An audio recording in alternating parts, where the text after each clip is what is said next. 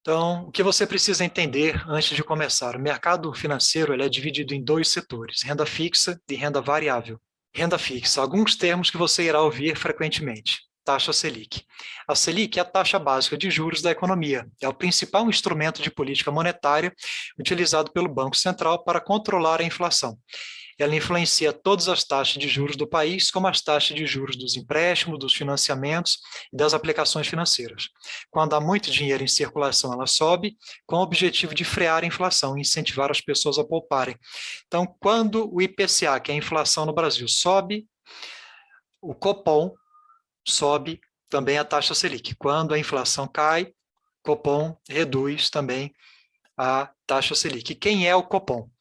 É o Comitê de Política Monetária do Banco Central. É composto pelo presidente do Banco Central e 8 diretores para implementar a política monetária no Brasil. A cada 45 dias, eles se reúnem e definem se vão manter, baixar ou elevar a taxa Selic, conforme a inflação, o IPCA no país. E o que é o IPCA? É o Índice de Preços ao Consumidor Amplo, é o termômetro oficial da inflação e afeta diretamente os investimentos. Calculado com base em uma cesta com cerca de 350 itens. Todavia, a lei de mercado, oferta e demanda, ou oferta e procura, ajuda a regular os preços. Se algo tem muita procura, mas pouca disponibilidade, o preço tende a subir. Caso contrário, o preço cai. É uma média de quanto seu dinheiro valorizou ou desvalorizou no período. O IPCA é medido mensalmente pelo IBGE para identificar a variação dos preços no comércio. Reflete o custo de vida para famílias com renda de 1 a 40 salários mínimos. Quando a inflação sobe, você perde poder de compra, pois precisa de mais dinheiro para comprar o mesmo produto. A rentabilidade do seu investimento precisa ser, no mínimo, superior à inflação no período, pois precisa haver juro real positivo.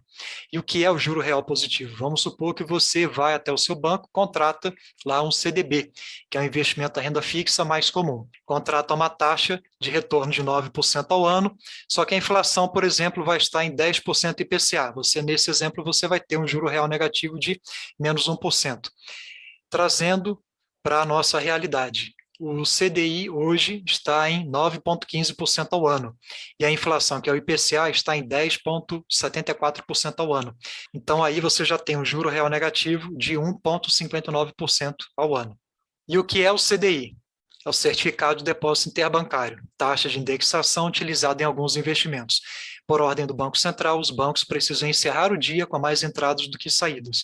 Se o número de saques for maior do que o de depósitos, o banco precisa pegar dinheiro emprestado com outro banco para fechar o seu caixa com saldo positivo.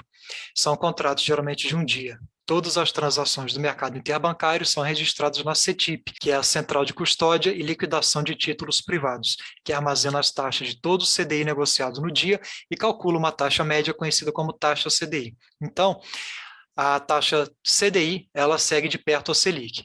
Se a Selic, por exemplo, hoje está em 9,25%, o CDI vai seguir de perto a 9,15%, sempre 0,10% abaixo da Selic. Selic sobe, o CDI acompanha, Selic cai, o CDI também acompanha sempre 0,10% abaixo da Selic. Exemplos de investimentos em renda fixa. Como não são o foco do nosso curso, vou dar uma explicação rápida sobre cada um. Nós temos o Tesouro Selic, que é um título de dívida emitido pelo governo para financiar a máquina pública, investido em áreas como saúde, educação e infraestrutura. Você empresta dinheiro ao governo e recebe um retorno atrelado à taxa Selic, com rentabilidade e prazos definidos no momento da aplicação. Temos também o Tesouro IPCA. Também é um título emitido pelo governo, porém a sua rentabilidade está atrelada ao IPCA, principal índice de inflação no Brasil. É uma opção para manter o poder de compra do dinheiro. Temos o CDB, que é o investimento mais comum da renda fixa, certificado de depósito bancário. Você empresta dinheiro ao banco e ele irá ganhar dinheiro com seu dinheiro. Rentabilidade atrelada ao CDI e possui amparo do FGC, que é o Fundo Garantidor de Crédito, de até R$ 250 mil por CPF e por instituição financeira. Possui tabela regressiva de imposto de renda e IOF. Então, aqui eu abro um parêntese para uma explicação rápida. Não tem nenhum problema você emprestar dinheiro para o banco e ele ganhar dinheiro com seu dinheiro. O problema é que quando você empresta dinheiro para o banco, ele vai te pagar a taxa CDI, que é 9,15% ao ano, como vocês aprenderam. Quando você empresta, você recebe 9,15% ao ano. Só que quando você deve o banco vai te cobrar no cheque especial em torno de 129% ao ano e no cartão de crédito ele vai te cobrar aí 329% ao ano. Por isso que é muito importante você aprender sobre educação financeira e cuidar muito bem do seu dinheiro. Temos também o LCI e a LCA, que é a letra de crédito imobiliário e do agronegócio. Você empresta dinheiro a uma instituição financeira e eles vão investir seu dinheiro nesses dois setores para fomentar o crescimento de cada setor. Possuem liquidez inferior à dos títulos públicos e do CDB e sofrem as oscilações de cada setor. São isentos de impostos de renda e sua rentabilidade geralmente é atrelada ao CDI. Possuem amparo do FGC, conforme foi explicado, o Fundo Garantidor de Crédito. Letras de câmbio, as LCs, são títulos que as financeiras emitem com o objetivo de captar recursos para os seus clientes, com promessa de pagamento de juros, similares aos CDBs, porém, os CDBs são emitidos por bancos. Possui tabela regressiva de imposto de renda IOF e possui amparo do FGC.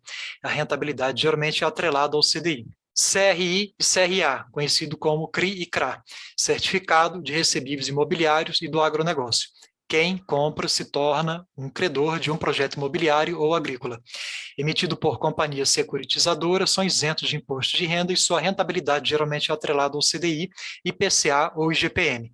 Porém, não possuem amparo do FGC, que é o Fundo Garantidor de Crédito. Diferente da LCI e LCA, quando o investidor compra um CRI ou CRA, seu credor é diretamente o produtor ou empresário em questão. E temos também a poupança, que é a mãe da perda fixa, que para muitos não deveria nem se chamar investimento. Qual é a regra de remuneração da poupança atualmente? Quando a taxa básica de juros está igual ou abaixo de 8,5% ao ano, a poupança rende 70% da Selic, mais a variação da TR, que é a taxa referencial, que estava zerada desde 2017, só que com a alta da Selic, ela voltou a estar ativa novamente a TR, dá cerca de 0,44% ao mês a TR. Já quando a Selic ultrapassa 8,5%, ela volta a render pela regra antiga, de 0,5% ao mês mais TR. Os investimentos em renda fixa podem ser pré-fixados, pós-fixados ou híbridos. Os pré-fixados, a taxa de rendimento é estipulada no momento em que o cliente contrata a aplicação. Em caso de Selic em queda, os investimentos pré-fixados são mais interessantes, uma vez que a taxa de remuneração será mantida. Os pós-fixados são definidos no vencimento da aplicação por um índice de referência, geralmente CDI. São mais interessantes com a Selic subindo. Porém, com a queda da Selic e do CDI ocorre o contrário. Os investimentos pós-fixados caem junto, tendendo a serem menos rentáveis e atrativos. Então, Selic em alta, pós-fixado é mais interessante, Selic em queda, o pré-fixado é mais interessante. Híbridos é determinada pela soma de uma taxa pré-fixada mais uma taxa pós-fixada. A rentabilidade só será conhecida no vencimento do título. Geralmente paga uma taxa fixa mais IPCA. Por exemplo, paga 4% fixo mais o IPCA do período, que hoje se encontra em 10,74% ao ano, o acumulado. Quando você contrata o CDB, por exemplo, existe uma tabela regressiva tanto do imposto de renda quanto do IOF, que é o Imposto sobre Operações Financeiras. Estas são as regras para saque. Então, por exemplo, você contratou o CDB, se você for resgatar em até 180 dias, você vai pagar 22,5% em cima do rendimento, tá? Vai pagar 22,5% de imposto de renda em cima do rendimento. Se você resgatar de 181 até 360 dias, paga 20%. Se o resgate ocorrer entre 361 e até 720 dias, você vai pagar 17,5%, e a partir de 721 dias, você vai pagar 15% de imposto de renda em cima do retorno obtido. Isso aqui é para motivar que você deixe o seu dinheiro lá com o banco rendendo o maior tempo possível. E na tabela regressiva do IOF, se você for resgatar no primeiro dia, você já vai pagar 96% de IOF, e se você for resgatar com 10 dias, você já paga 66%, com 20 dias você paga 33%, e resgatando com 30 dias, o IOF é zerado. Então, sempre espere 30 ou 31 dias para você resgatar a rentabilidade do seu CDB.